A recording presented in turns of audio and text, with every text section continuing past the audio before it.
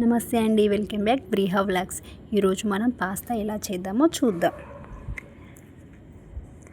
First వేడి water పెట్టుకోవాలి. అందులో కొంచెం సాల్ట్ అండ్ ఆయిల్ వేసుకొని కొంచెం మరిగాక మనం పాస్తా వేసుకోవాలి. ఆయిల్ ఎందుకు వేస్తున్నామంటే పాస్తా అనేది ఒకదానికొకటి అతకకుండా ఉండడానికి మనం ఆయిల్ వేసుకుంటున్నాం. కొంచెం అవి వాటర్ హీట్ కాగానే మనం పాస్తా యాడ్ చేసుకోవాలి.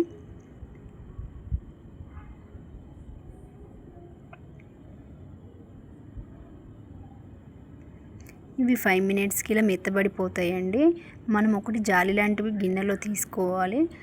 కొన్ని చల్లటి వాటర్ పోసి పక్కన పెట్టుకోవాలి. డైరెక్ట్ వేడిది అలాగే పెడితే ఒకదానికొకటి అతుకుతుందండి.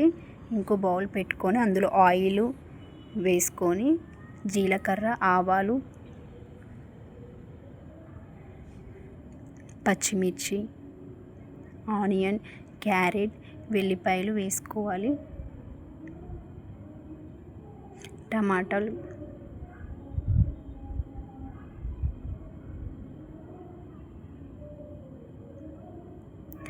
వీటికి సరిపడా సాల్ట్ వేసుకోవాలి. కొత్తిమీర వేసుకోవాలి. మీ దగ్గర టమాటా కెచప్ ఉంటే వేసుకోండి. ఒకవేళ ఇది ఆప్షనల్, నచ్చితే వేసుకోండి, లేకుంటే లేదు. మేము తింటాము, మా పిల్లలకు కూడా ఇష్టం కాబట్టి నేను యాడ్ చేస్తున్నాను. ఇష్టం లేని వాళ్ళు వేసుకోవాల్సిన అవసరం కూడా లేదు, అది ఆప్షనల్ అంతే. నెక్స్ట్ మనం ఉడకబెట్టుకున్న పాస్తా వేసుకొని అందులో కొంచెం red chilli powder and garam masala add చేసుకొని ఒక 5 మినిట్స్ ఉడకనియాలి. క్యాప్ పెట్టుకొని ఒక 5 మినిట్స్ తర్వాత మళ్ళీ ఒకసారి మిక్స్ చేసుకోవాలి.